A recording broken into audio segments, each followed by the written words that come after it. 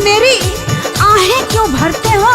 सुनो, चढ़ी जवानी देख के मेरी आहें क्यों भरते हो?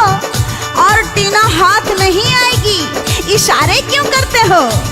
मजनू की तरह पागल बना दूंगी। अच्छा, मजनू की तरह पागल बना दूंगी। घूमोगे आवारा बन के सड़कों पर। लड़कियां आजकल मरती नहीं है तुम जैसे लड़कों पर। तब भैंसा भगा दी का।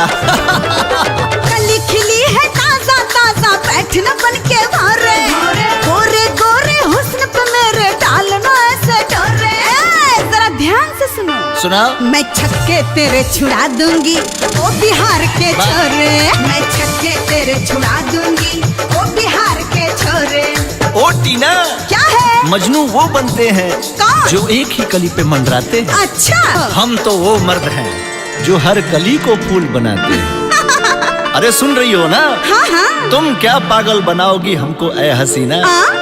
तुम क्या पागल बनाओगी हमको ए हसीना? एक बार छू दिया तो तेरा छूट जाएगा पसीना।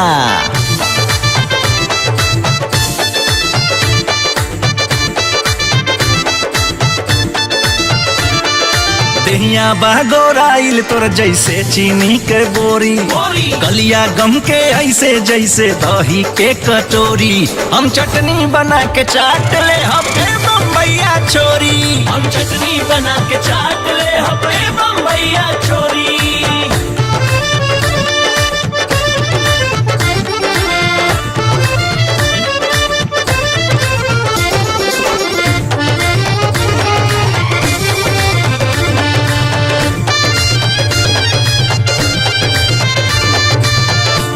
लाख अदाएं रखती हूँ, लाख अदाएं रखती हूँ, तू समझना ऐसा वैसा।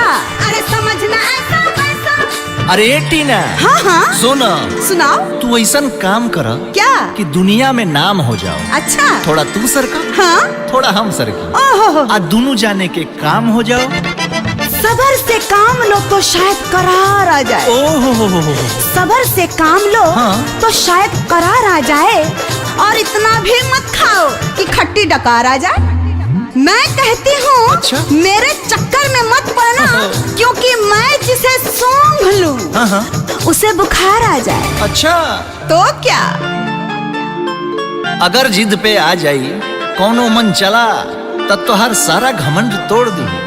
आ दिवाली में घर से बाहर मत निकली हो, न तो कौनो पटाखा समझ के फोड़ दी। इतना आसान नहीं, ऐसी वैसी नहीं रे छोरे, मैं तो आइटम बम हूँ। पिछड़े तेरे उड़ जाएंगे, नहीं किसी से कम हूँ।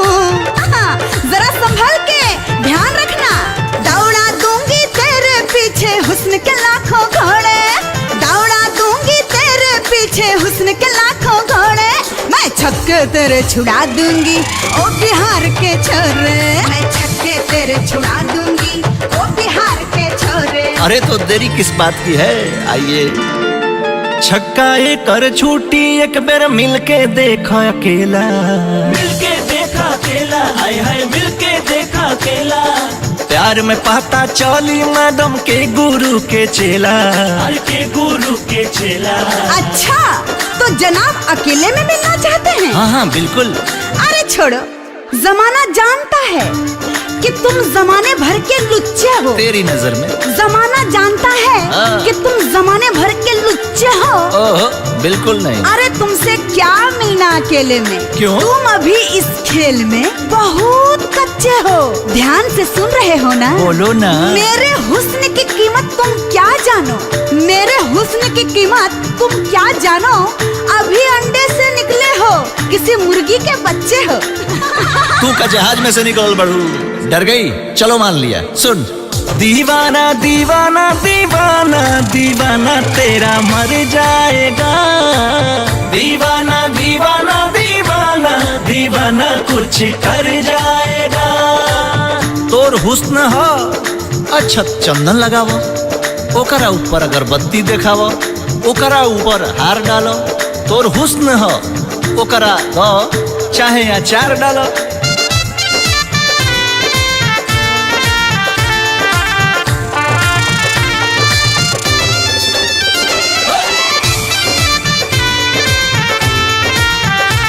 समझ गया।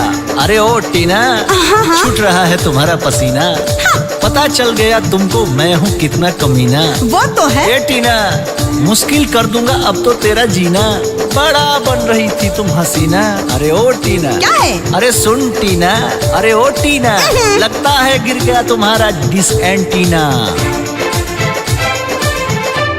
मैं छक्के तेरे छुड़ा दूंगा ओ बम्बैया छोरी, मैं छक्के तेरे छुड़ा दूंगा ओ बम्बैया छोरी, मैं छक्के तेरे छुड़ा दूंगा ओ बम्बैया छोरी, मैं छक्के तेरे छुड़ा दूंगा